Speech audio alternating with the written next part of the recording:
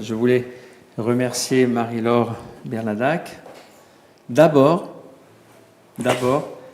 pour une exposition qu'elle a réalisée, suivie, pensée en 2013 au Louvre. Une exposition qui était un parcours incroyable parce qu'on allait de la Renaissance aux Romains, au Moyen-Âge. Donc il y a vraiment les épices de Michelangelo un peu partout en résonance avec le temps, le passé. Puis bon, on sait que l'histoire, c'est un fil rouge qui nous accompagne. Et cette exposition me reste profondément dans le cœur. Ça a été un moment exceptionnel dans ma vie personnelle. Moi aussi. Et on a passé des moments vraiment très beaux aussi, au-delà de l'exposition qui était incroyable, avec toi, avec Michelangelo, pour les échanges qu'il y a eu.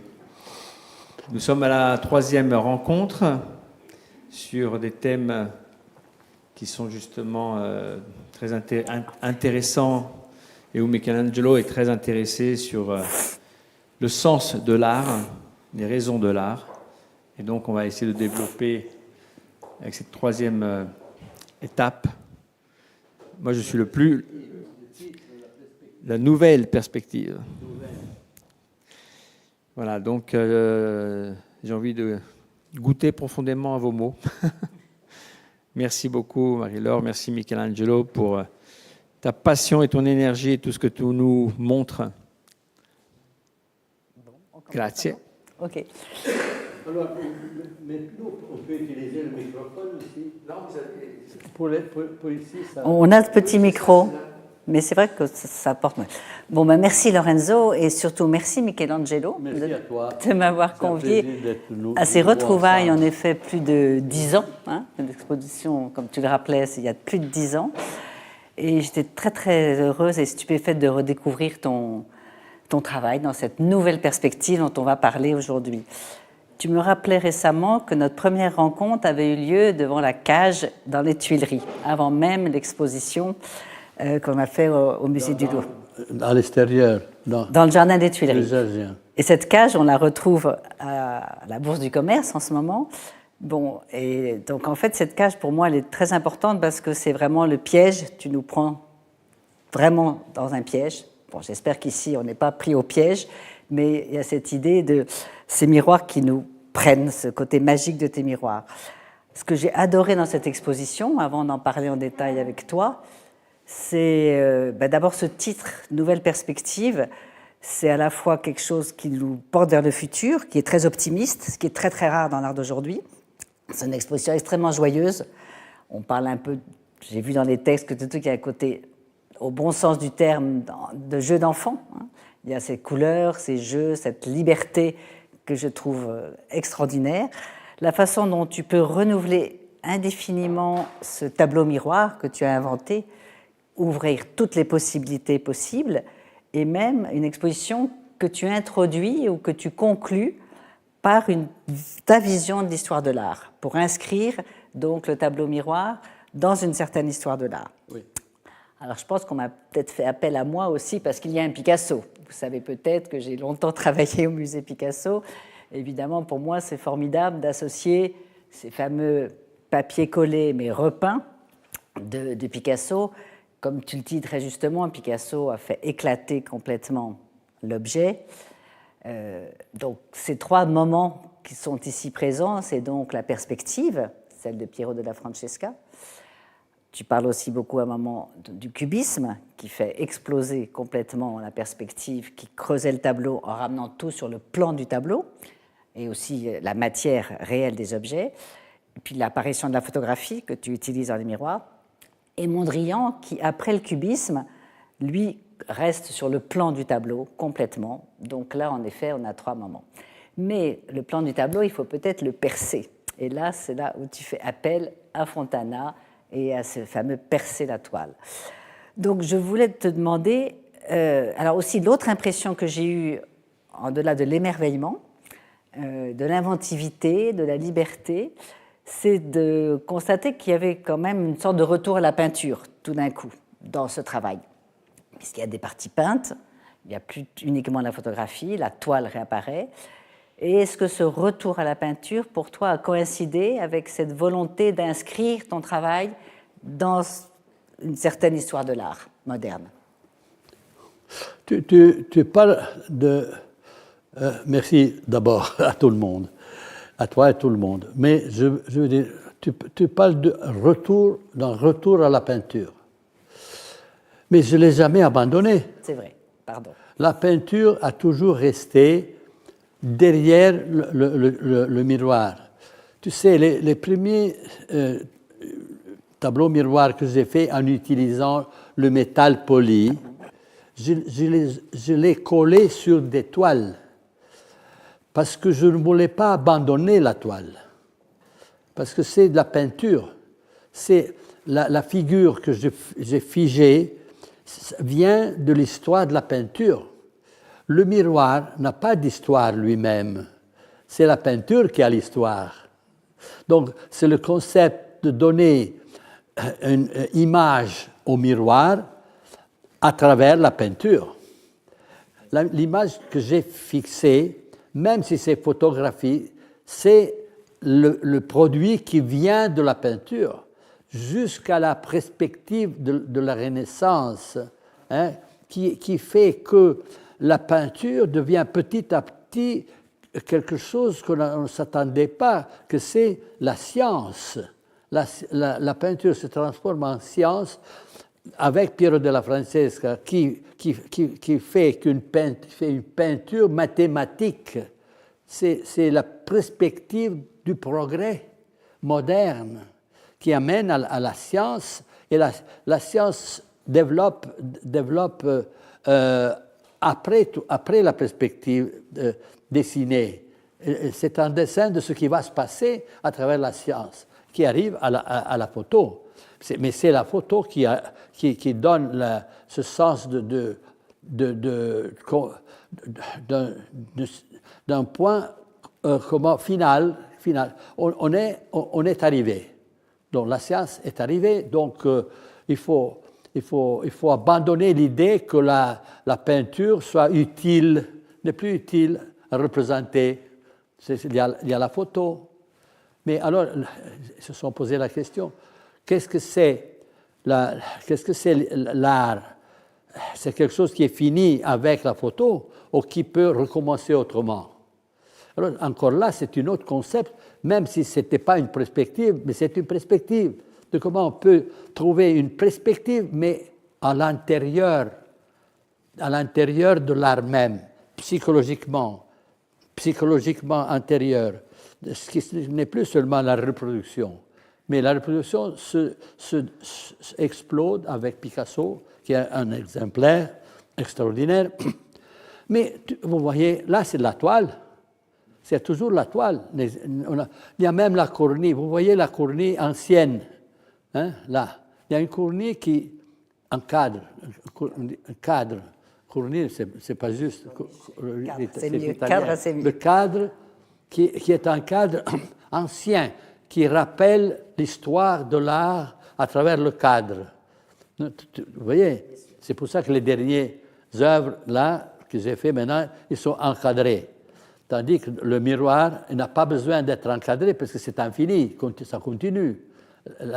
L'encadrement ici est fait par la figure qui est figée, qui fait l'encadrement, qui amène l'histoire de l'art sans besoin d'un cadre, mais à travers la peinture elle-même. C'est la peinture fixée là. Mais la peinture, qu'à un certain moment, a besoin de la photographie pour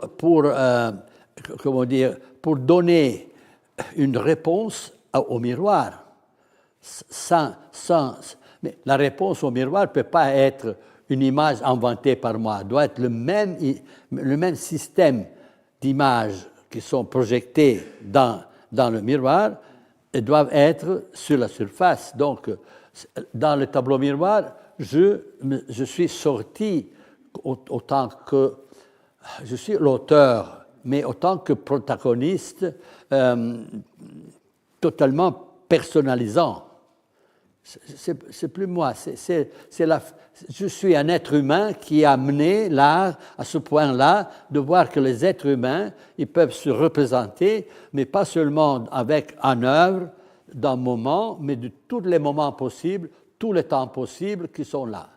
Donc, moi, je suis un représentant de l'être humain, mais je ne suis pas personnellement actif dans le sens de mon expression. Tandis que du moment que je suis arrivé à casser le miroir, pourquoi j'ai cassé le miroir? Parce que le miroir, il n'est pas seulement image, c'est de l'image, mais c'est de la matière qui produit ce phénomène de réflexion. Mais la réflexion n'est pas au-delà de la nature, elle est aussi dans la nature de l'existant. Donc, alors il faut montrer que le miroir est fait par une matière. Alors je casse le miroir et je garde la réflexion, mais j'ajoute un élément qui est celui de la matière physique. Et en cassant la matière physique, on a la multiplication de regard, la multiplication de la réflexion, la multiplication de la pensée, la multiplication de l'intouchable. Mais avec le touchable, les morceaux sont touchables et intouchables en même temps. Et chacun de nous est un morceau. On est physiquement de la matière, mais on est en même temps de la même épaisseur. Nous sommes intellectuels, nous sommes intouchables, notre pensée. C'est pour ça qu'on est arrivé aujourd'hui à l'intelligence artificielle, qui est une façon de faire le tableau au miroir avec la technologie. Alors on va arriver, puisque tu fais un raccourci. Mais c'était pour dire que la toile a toujours été là. C'est pas un retour. Du moment que je casse le miroir, la toile apparaît. Bien sûr. Non, tu as bien fait de préciser ça, ce n'était pas un elle était là, elle attendait d'être brisée. Ouais, pour donc, réapparaître, c'est la matière est dans le miroir, mais aussi derrière le miroir. Et c'est l'élément qui a été toujours le support pour la pensée. Et les premiers tableaux miroirs, c'était des toiles noires avec beaucoup de vernis qui commençaient à faire entrer l'image en mouvement. Oui, c'est la base. Oui, tu as parlé de la nouvelle technologie. Enfin, merci pour ce rappel sur la peinture. Je crois que c'est très important. Et en effet, c'est une réapparition plutôt de la peinture qui était toujours derrière. Peut-être avant d'aborder l'intelligence artificielle et les fameux QR codes qui sont aussi présents dans cette raccourci de l'histoire de l'art et de la création, tu as parlé du derrière le miroir. Et je me souviens qu'il faut éliminer 2 ou 3 choses qui nous viennent à l'esprit quand on parle de miroir avec toi, parce que je t'ai posé la question et tu as répondu très justement. Quand on parle de miroir dans l'histoire de l'art, on pense à Narcisse, forcément, le premier qui se regarde, qui trouve son image. On pense, d'un point de vue littéraire, à la traversée du miroir de Lewis Carroll, mais ça n'est pas du tout ton option. Et on pense aussi au stade du miroir de Lacan. On associe souvent le miroir à ces 3 choses. Racontez-moi un peu de Lacan, parce que tout le monde me parle de Lacan, je ne le connais pas. Donc Lacan est le très grand psychanalyste. Quel est le rapport avec... Parce que je suis ignorant. Non, moi aussi. Mais moi, je dois Même si j'ai fait une exposition récemment dans laquelle tu étais présent avec dans la salle Le Stade du Miroir. Bon, Lacan est un psychanalyste français quasiment qui vient après Freud et qui a beaucoup travaillé sur le langage, sur l'inconscient est structuré comme un langage. Et surtout, en 1936, après Freud, il invente un concept qu'on appelle le stade du miroir, qui est très connu dans l'éducation parce que c'est la première reconnaissance que l'enfant se reconnaît comme image dans le miroir. Différemment d'un animal. Voilà, exact. Et puis, comme personne. Oui. C'est le sujet, le jeu s'identifie grâce au miroir. Mais en même temps, ce miroir est un peu une illusion parce que c'est une image. Oui. Ce n'est qu'une image. Oui. C'est la vérité, mais ce n'est pas la réalité, ce n'est pas son corps. Oui. Donc il y a cette double, cette espèce de scission, de séparation qu'il y a entre les deux. Donc c'est très important pour le développement psychanalytique. Mais c'est vrai qu'on a aussi cette impression, quand on expérimente des tableaux miroirs, d'être dedans et pas dedans. On a aussi une espèce de « je suis là et je ne suis pas là ». On a aussi cette scission en deux. Et ce que tu me rappelais par rapport à Alice, c'est que toi, le miroir est une surface mûre, plane, contre laquelle on bute. Il n'y a rien derrière le miroir. En même temps, tu dis il y a la peinture derrière le miroir. La peinture, la tradition. L'histoire de la peinture. L'histoire de la peinture. Et aussi la toile. Toute l'histoire de l'histoire qui a eu toujours besoin d'un support. Ben oui. À partir de la première œuvre d'art, le premier œuvre d'art qui était l'empreinte de la main sur la paroi de la caverne. Les grottes. Alors là, c'était la paroi de la caverne. Après, c'est devenu peut-être le mur, n'importe mur moderne. Il y a eu le livre d'abord. Hein? Il y a eu le livre. Dans l'histoire de la peinture, il y a eu un passage par les enluminures, La peinture a commencé aussi dans le livre. Oui. Mais avant.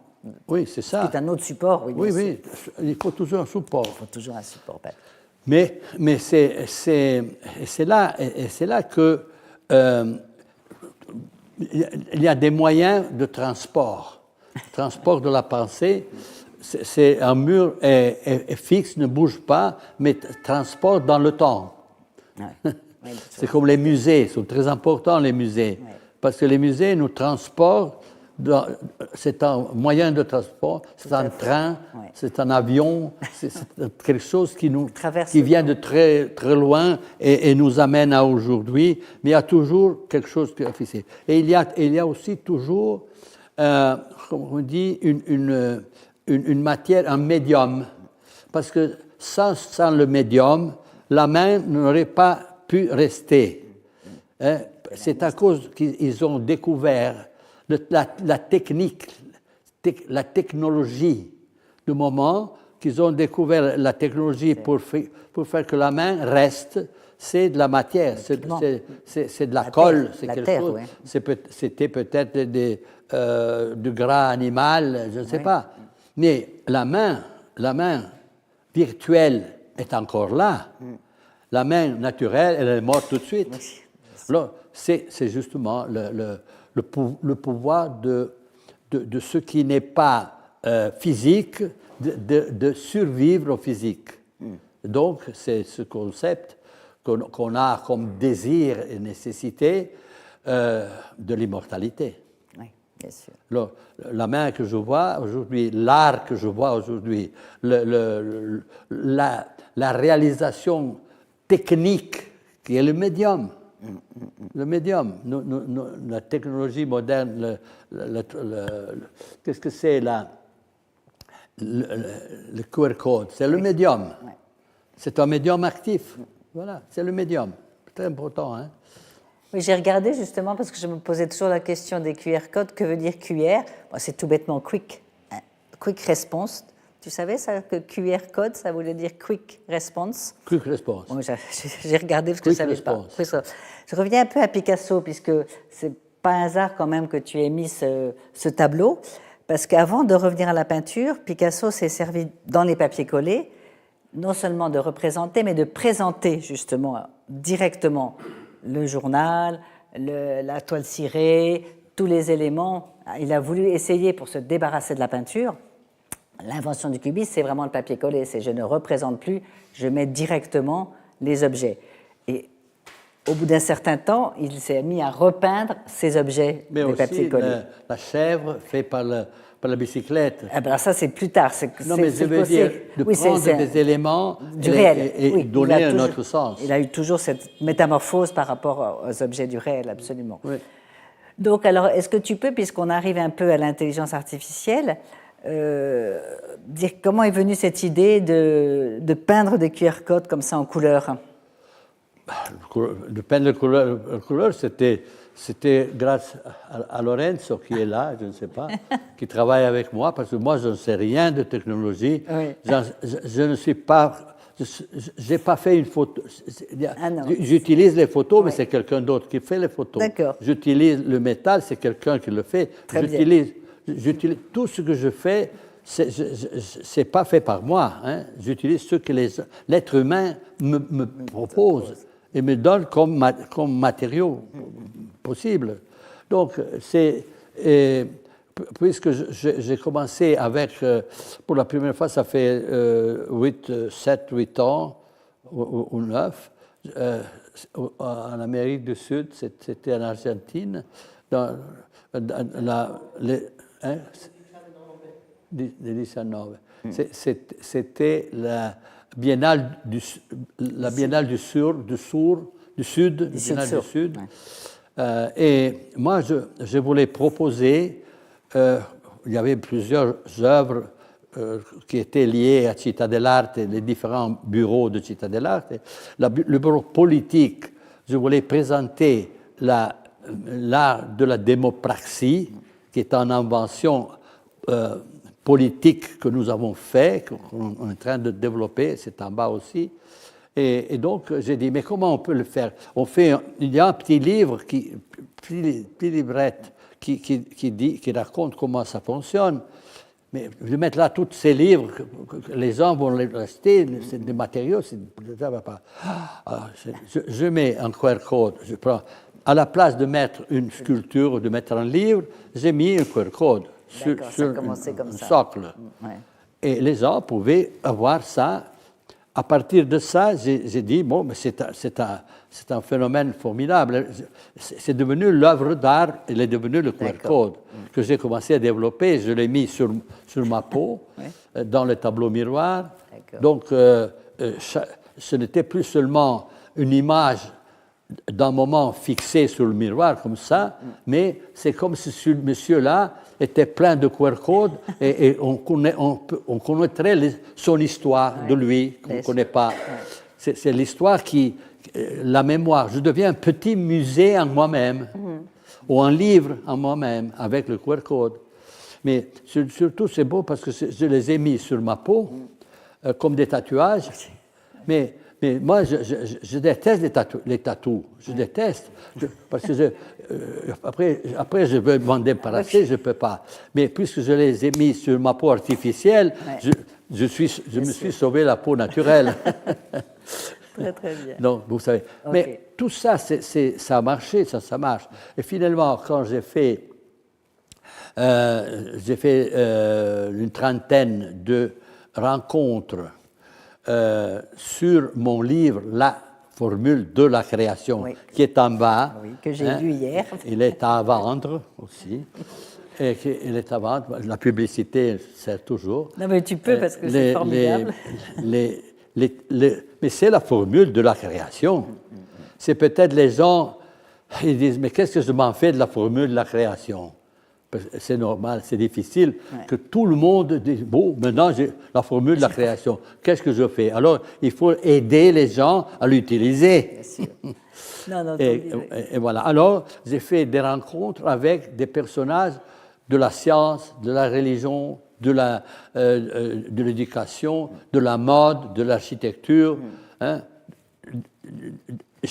Avec chaque personnage, il y a eu une communication, comme on est en train de faire nous maintenant, sur mon livre. Et après, qu'est-ce que j'ai fait? J'ai pris ces rencontres, je les ai mis dans des grandes toiles 2 mètres sur 2, et chaque toile est une peinture abstraite. Ben oui. C'est une peinture. Alors, il faut les donner de la couleur. Et finalement, on est fini pour demander à l'intelligence artificielle de produire elle-même le tableau. Mais ce qui est intéressant, c'est qu'il y a toujours, tout revient à la toile. Tout revient au support.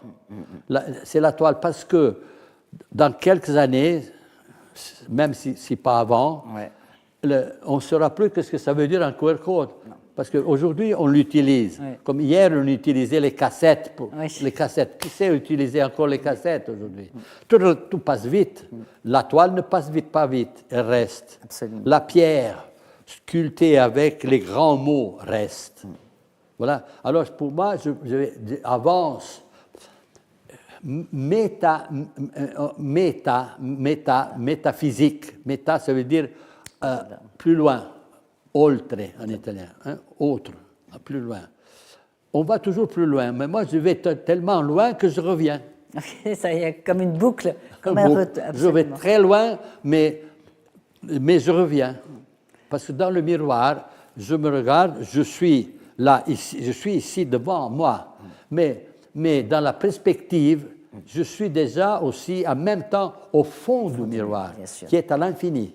Je suis infini, moi-même, dans ma petite dimension humaine, infinitement petit, j'existe pour un instant, mais je suis toujours partie de l'univers, même quand je ne serai plus là. Donc, c'est ça qu'il faut savoir, qu'on est éternel jusqu'à quand l'univers existe, pas plus que ça. Donc, on est toujours dans la relativité, quand même. C'est toujours relatif. Ce qui est passionnant dans tout ce que tu dis, c'est en effet cette dimension philosophique, on pourrait dire, de ton travail. Il est toujours accompagné, en effet, de tes textes, de ce que tu dis, et c'est extrêmement pédagogique, mais au bon sens du terme. Je pense qu'on rentre très, très, très bien dans ton discours, et c'est passionnant, tant sur l'histoire de l'art, mais sur une forme d'humanisme, d'universalisme et de politique. Donc, tu arrives à articuler un peu toutes ces sciences humaines à l'intérieur de cette pratique qui apparemment est assez simple matériellement, assez cadré. Mais l'art a toujours été au service de la religion, au service de la politique. Maintenant, la religion et la politique doivent être au service de l'art. Ah, oui.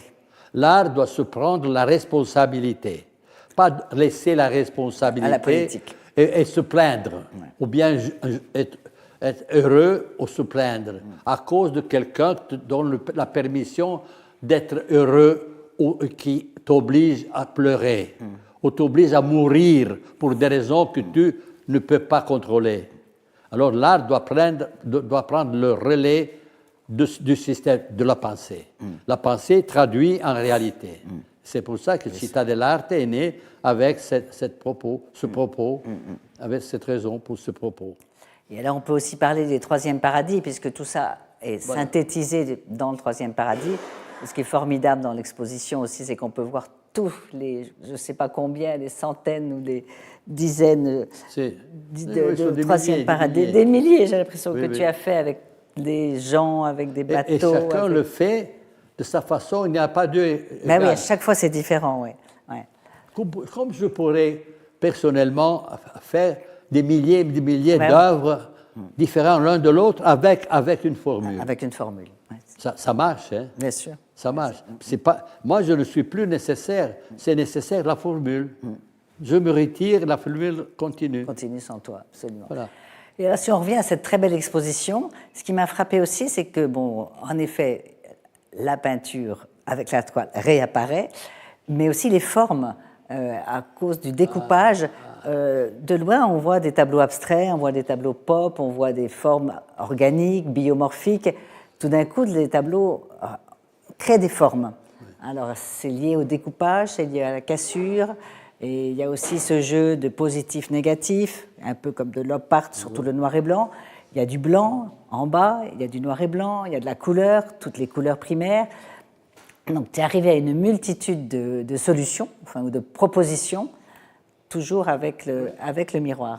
Moi, je pense que la poésie de vivre, la poétique de la vie doit vraiment surgir quand on aura trouvé finalement le système d'une paix, la paix. On aura éliminé le monstre, qui est une fabrication culturelle, qui est une fabrication faite par la création humaine, le monstre. La nature ne fait pas de monstre. La nature elle se nourrit d'elle-même, elle se mange. Mais elle n'est pas on ne peut pas dire que la nature a une responsabilité, comme je dirais, éthique. Elle n'a pas d'éthique. C'est l'être humain qui doit avoir éthique. C'est la grande invention. C'est l'éthique. L'éthique, ça veut dire aussi la responsabilité sur ce que tu fais. Donc, la première chose pour moi, ce n'est plus seulement une question esthétique sans éthique. Bien sûr. L'esthétique, c'est la forme, et l'éthique, c'est le contenu. Qu'est-ce que c'est éthique pour l'art? C'est quelque chose qui est moral. c'est la morale. On a toujours cherché qu'est-ce que c'est moral, qu'est-ce que c'est immoral, le moral et immoral, ou bien naturel, artificiel. Il y a toujours cette dualité. Il faut savoir que le troisième paradis est fait, qui est la formule, mais c'est plus facile. Si on dit la formule, la création, les gens ne savent pas bien quoi faire. Mais avec le troisième paradis, ils comprennent bien qu'il y a un premier paradis qui est la nature, un deuxième paradis qui est l'artifice, c'est notre vie sociale. Il faut trouver l'équilibre entre les deux. Alors, il faut mettre l'artifice et la nature ensemble et voir si aujourd'hui on est en train de détruire la nature à cause de l'artifice. Donc, nous, on est capable de créer le monstre. Mais le monstre est culturel, artificiel. C'est la création monstrueuse de l'être humain. C'est pour ça que la création doit être prise par les mains de quelqu'un que j'appelle artiste, qui doit redresser le chemin, la perspective du futur. Ce n'est plus la perspective seulement de la Renaissance qui amène à la modernité, mais c'est la modernité qui est dépassée par la perspective du futur, la perspective qui n'a pas de limite. Là-dedans, on a toute notre responsabilité. Donc cette nouvelle perspective. Quand tu parles de monstre, c'est aussi le mal pour toi, ou c'est pas une notion de mal? Mal. Le mal par rapport au bien, que tu appelles le monstre qu'on crée, l'humanité, c'est aussi le mal. Monstre, voilà. C'est une question qu'ils m'ont posée plusieurs fois quand je parlais de la création. J'ai dit, mais avec le même système, tu peux créer le monstre, oui. Bien sûr.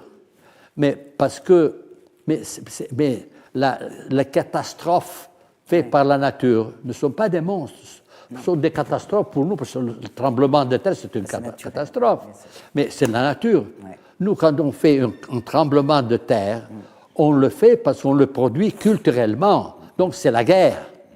La guerre, c'est le monstre. C'est la possession de quelqu'un vers quelqu'un d'autre qui doit être introduit,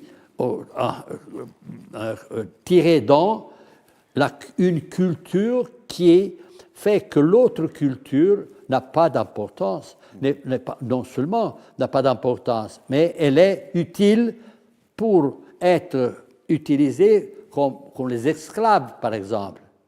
Les esclaves, tu esclavisé. Mais quand tu arrives, pas seulement ça, mais par exemple à tuer des innocents, des gens qui n'ont rien à voir, mais parce qu'ils sont partis d'une autre culture. Donc, étant d'une autre culture, sont comme des bêtes, des animaux que tu peux manger. Comme le lion mange la chèvre, tu peux manger quelqu'un qui est d'une autre culture. Et ça, c'est la guerre. Ça, c'est la conquête. C'est ça. Donc, on a une responsabilité de dire la nouvelle perspective amenée par l'art doit éliminer la guerre, doit éliminer le fait qu'un être humain tue un autre être humain pour se nourrir, pour s'en faire du pouvoir, pour créer une forteresse de pouvoir. Et alors, dans cette époque que nous vivons en ce moment, avec des guerres très menaçantes, la religion qui devient de plus en plus envahissante, tu avais fait cette très belle œuvre, très universelle, sur toutes les religions que tu mettais ensemble. Ici en France, c'est un... Oui, avec la religion bouddhiste, tous les monothéismes mélangés, plus... Marseille, voilà. Dans l'hôpital. Ouais. Alors, tu as cet optimisme de croire au pouvoir de l'artiste, de pouvoir... Absolument. S'il n'a pas ça, pour moi, l'art, c'est nul. Ne sert à rien. Nul. C'est fini. L'art, c'est fini. Ouais. Il n'y a plus de perspective. Ouais. Donc ça, c'est quand même très... Vraiment, c'est fini. Mais l'art, c'est quelque chose qui est dans chacun de nous. Puisque tu as dit, l'enfant qui se regarde dans le miroir, il se reconnaît. Il faut se reconnaître être humain. Sujet, oui, comme être humain. Absolument. Il faut se reconnaître et se prendre la responsabilité qu'on n'est plus des animaux purs. Les animaux sont arrivés à des niveaux d'intelligence, mais naturels, mais nous sommes artificiels. Formidable. Voilà. Alors, qu'est-ce qu'on n'a pas exploré, parce que tu as fait une telle vision du monde et du but de l'art magnifique aujourd'hui. Mais tout ça va se réduire dans une nécessité d'organiser réellement des structures politiques, surtout l'enseignement. Par l'enseignement, bien sûr. Quels Surtout sont les moyens? De créer les enseignants qui puissent enseigner comment devenir des enseignants. Oui. Et c'est aussi le rôle de Città dell'Arte, où Oui, c'est ça. tu essayes aussi d'avoir ce lieu Oui. pour pouvoir diffuser Oui. ce sorte de message. Des jeunes qui viennent de partout dans le monde, mais qui ont une sensibilité artistique, mais qui veulent ne pas la traiter seulement comme phénomène à part, mais Dans la société. à part dans le monde, mais qui le traite avec une conception de connexion avec le monde. Et ça, c'est l'école Art et le monde. Là, bien sûr. Et alors, tu as parlé aussi des relations avec la science. Est-ce que la science peut nous aider aussi par rapport aux catastrophes du monde? Mon travail, finalement, depuis quand j'ai fait le premier tableau miroir, est phénoménologique. Oui, c'est la base. Et mon travail est totalement scientifique, mais c'est artistique en même temps. C'est une chose que la science a comme système le trajet de la science est poussé pour une sorte d'imagination, de propos qu'on sent qu'on peut faire, mais on ne peut pas dire que c'est la vérité, comme plutôt fait la religion, que dit « moi je pense que ça devrait être comme ça, donc c'est comme ça ». Non, la science ne dit pas « donc c'est comme ça ».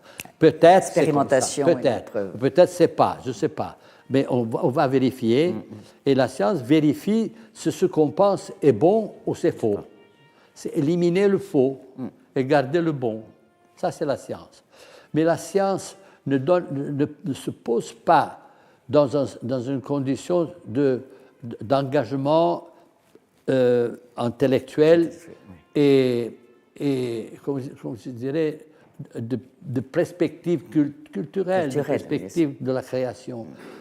La science s'arrête à ce qu'il peut montrer. Ouais. Et ça, c'est bien. Mais moi, en tant qu'artiste, j'arrive là où on peut démontrer et je fais encore un pas plus haut, en avant. Parce que je n'ai pas les moyens pour dire c'est vrai, mais avec le concept scientifique introduit dans le système artistique, je fais le même travail que la science, à travers le visuel, à travers le tactile, à travers la cassure, à travers d'autres systèmes qui ne sont pas de l'examen physique de l'existant. Mais la chose incroyable, c'est qu'avec la formule de la création, je suis arrivé exactement où est arrivée la science. Donc, la science dit l'univers est né comme ça, dans la connexion de deux éléments, espace-temps et masse-énergie. L'espace et le temps sont dans le tableau. Sont dedans. Tu le vois dedans. Et où est la masse-énergie? C'est nous devant le tableau. C'est espace-temps et masse-énergie. L'un ne peut pas faire. S'il y avait seulement le miroir, il n'y avait pas la masse et l'énergie, on n'aurait rien dans le miroir. Oui, le vide, oui, absolument. Si on n'y avait pas le miroir, la masse et l'énergie n'aurait pas ni de temps, ni de l'espace pour exister. Donc, c'est l'origine de l'univers.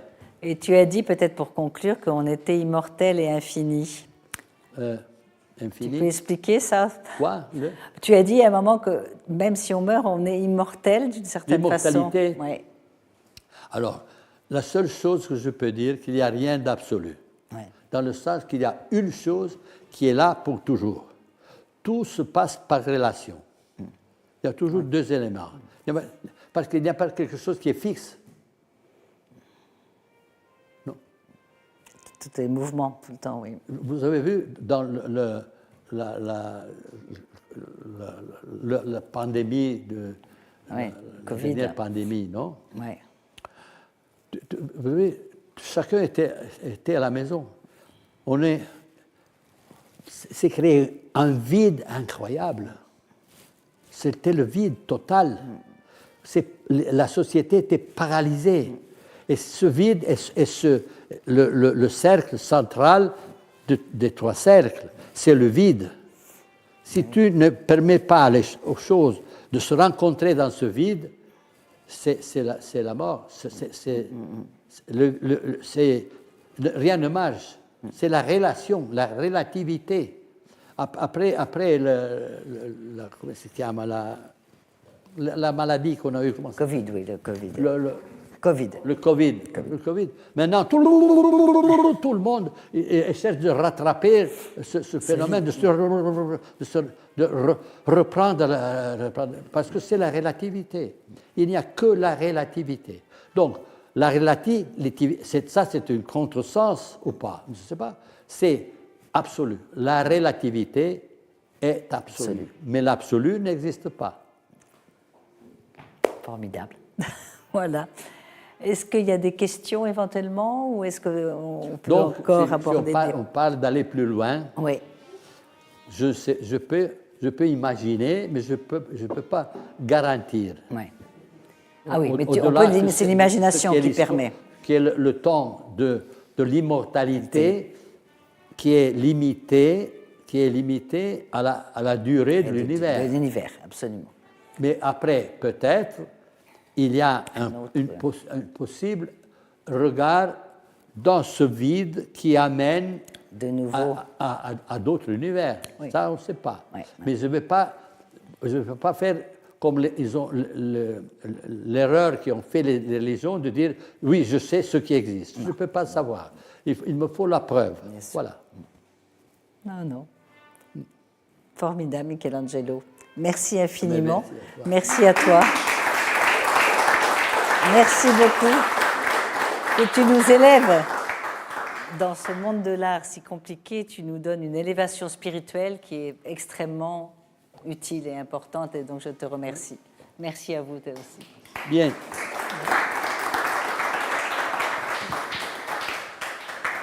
Tu dois décider encore. Il y a encore deux.